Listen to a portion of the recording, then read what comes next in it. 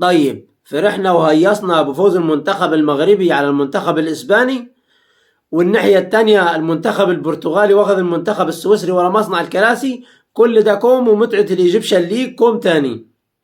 عندنا بكرة مباراة الزمالك وطلائع الجيش، مباراة مهمة وخطيرة. حد هيقول لي خطيرة ليه واحنا هنطلع الجبهة؟ لا، هقول له ان دي مباراة فارقة وحاسمة في مسيرة الدوري وفي مسيرة الحفاظ على اللقب، لان المباراة دي ممكن تكون بداية السقوط الى الهاوية او عودة الانتصارات، نتمنى ذلك. فنطلب من جدي فوق وبلاش السهر، عشان السهر مش حلو على صحتك. الله يرضى عليك. احنا شفنا الاهلي فاز عليهم بمحمد عادل، وطلائع فريق عنيد وبيدربه محمد يوسف، دي لوحدها تكفي.